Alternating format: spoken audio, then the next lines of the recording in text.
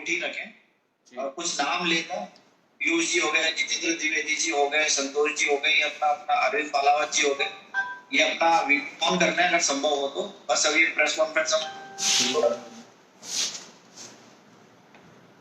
सभी को नमस्कार। भारतीय जनता पार्टी की इस पत्रकार वार्ता में आप सभी का मैं स्वागत करता हूं। आज मैं और मेरे साथ हमारे सम्मानीय नेता प्रतिपक्ष श्रीमान गुलाब चंद कटारिया जी और उप नेता प्रतिपक्ष श्रीमान राजेंद्र राठौड़ जी, हम तीनों ही लोग संयुक्त रूप से कोरोना और कोरोना के साथ साथ प्रदेश के अनेक मुद्दों पर आप लोगों से चर्चा करेंगे। लेकिन जिस विशेष मकसद से मैं आप लोगों के सम्मुख उपस्थित हुआ हूं, यूं तो बहुत सारे मुद्दे प्रदेश की राजनीति में कोरोना से लेके और बाकी जितने मुद्दे हैं उन मामलों के बारे में प्रदेश के मीडिया ने भी समय समय पर मुखरता से उजागर किया है और हम लोगों ने भी प्रतिपक्ष के नाते बहुत सारे मुद्दों को आप लोगों के और जनता के समक्ष रखा है। हमारी तरफ से हमने 27 मार्च को एक पहल की, मुख्यमंत्री जी से हम लोग मिले, उसके बाद अप्रैल में प्रथम सप्ताह में अधिकारियों से मिले, उसके बाद हम लोगों ने राज्यपाल महोदय को विधिवत रूप से ज्ञापन के जरिए सरकार को चेताया भी। हम लोगों ने ये माना कि इस वैश्विक महामारी को सब लोग मिलकर इस संकट की घड़ी में साथ मिलकर लड़ेंगे। जनता के हित में जल्दी से जल्दी हम इस बीमारी संक्रमण से मुक्ति पाएं।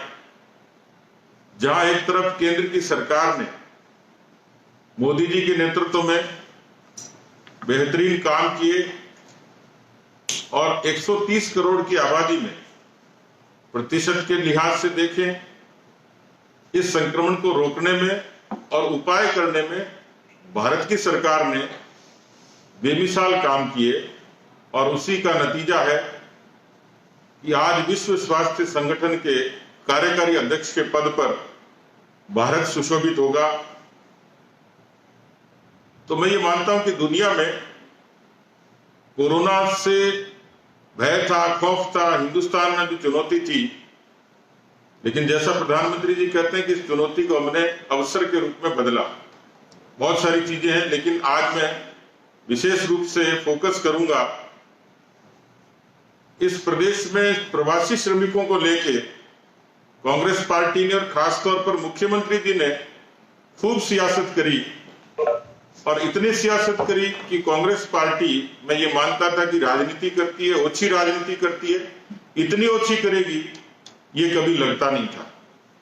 और उसके लिए उन्होंने राजस्थान को ही चुना। कांग्रेस पार्टी की नेता प्रियंका गांधी ने 1000 बसों के जिस तरीके की नौटंकी राजस्थान में रची, उसकी एक बयानगी मैंने अभी ट्विटर पे 2 घंटे पहले ट्वीट किया है। उसकी हकीकत जानने के लिए आप लोगों के बीच में मैंने वो वीडियोस पोस्ट किए हैं। जिस तरीके से प्रवासी श्रमिकों को और प्रवासी राजस्थानियों को लेके राजस्थान की सरकार ने, खासतौर पर मुखिया जी ने जो राजनीति की, उसमें न मजदूरों का भला हुआ, न राजस्थान के प्रवासियों का हुआ, न राजस्थान की जनता का हुआ, न राजस्थान की सरकार का हुआ। पहले ये कहा कि हम 4000 बसें राजस्थानी प्रवासियों को लाने के लिए लगाएंगे, फिर जब उसमें विफल होते दिखे तो कहा ट्रेन चाहिए। और ये आप लोगों को मैं बहुत विस्तार से नहीं जाऊंगा कि जिस तरीके से पीयूष गोयल जी ने ऑफर किया कि जितनी ट्रेन चाहिए स्टेट रिक्वायरमेंट भेजेगा, हम ट्रेन देंगे। अनेक प्रदेशों में ट्रेनें चल रही हैं और सैकड़ों की संख्या में चल रही है। राजस्थान में केवल 2.5 के आंकड़े की ट्रेनें चल रही है, उतनी ही डिमांड हुई है और इसके डॉक्यूमेंट्री एविडेंस है। इसलिए ट्रेन के नाम पे दूसरी सियासत ये की कि टिकट का जब मसला आया तो उस टिकट के मामले में 85% जो रियायत थी, जो सब्सिडी थी, वो रेलवे ने दी। 15% भुगतान कोई एजेंसी करती, सरकार करती, एनजीओ करता, कोई भी करता, लेकिन सरकार ने उस पूरी 100% टिकट के पैसे पे अपनी स्टैंप लगाई कि ये टिकट का किराया राजस्थान के सरकार द्वारा दे। फिर एक नई सूचना आई कि जो बसें लगेंगी उनका किराया कांग्रेस पार्टी वहन करेगी। बहुत दिनों तक उसका कोई अता पता नहीं रहा। और इस तरीके से प्रवासी श्रमिकों का मूवमेंट जब सड़कों पर शुरू हुआ तो हमने उनको बार बार चेताया, और आपके संज्ञान में भी है कि खुद कांग्रेस पार्टी के एक विधायक की एक लंबी बातचीत इस मामले में नोकझोंक हुई वीडियो कॉन्फ्रेंसिंग के दौरान।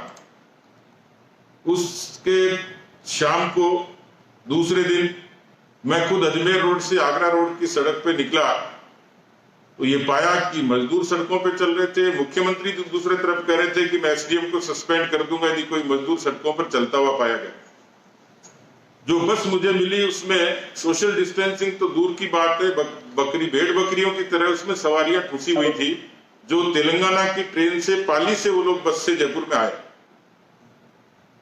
सारे दावे विफल हुए, लेकिन फिर एक नई चीज आई कि पिछले 3 दिन से भरतपुर के बॉर्डर पे, उत्तर प्रदेश के बॉर्डर पे और बसें लाके खड़ी करना और उसके बाद उस पर हल्ला मचाना कि उत्तर प्रदेश की सरकार अनुमति नहीं दे रही। इसी क्रम में जब यूपी की सरकार ने पूछा कि कितनी बसें को क्या उसकी डिटेल है, तो जो हास्यास्पद सी बात आई कि उसमें स्कूटर के नंबर भी थे, एम्बुलेंस का नंबर भी था, खटारा बसों का भी था। और ये केवल मैंने नहीं कहा, रायबरेली की उस जिले की कांग्रेस पार्टी की विधायक अदिति सिंह का भी ट्वीट है, यदि आप देखेंगे तो उन्होंने लिखा है कि ऐसी निम्न स्तर की सियासत की इस समय आवश्यकता नहीं थी। मित्रों, केवल इतना नहीं, आज जब इस चीज को देखने के लिए हमारे अपने लोग जब बॉर्डर पे थे तो बसें खड़ी जरूर थी लेकिन वो खाली थी, कोई श्रमिक नहीं था।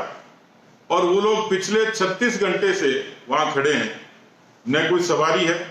आप वीडियो देखेंगे तो उसमें उन बसों के ड्राइवर और कंडक्टर ये कह रहे हैं कि साहब हमें तो ये कहा था कि भरतपुर का चक्कर लगा के वापस आना है, आरटीओ ने हमें कहा। अधिकांश स्कूल की बसें हैं। अब ये बताएंगे कि उसका पेमेंट कौन करेगा। इस तरीके के नाटक की आवश्यकता क्या थी? मुझे सिर्फ यही लगता है कि मुख्यमंत्री जी अपनी कुर्सी को बचाने की कवायद में प्रियंका गांधी की चमचागिरी कर रहे हैं कि उनकी कुर्सी बची रहे और ये बस की नौटंकी चलती रहे।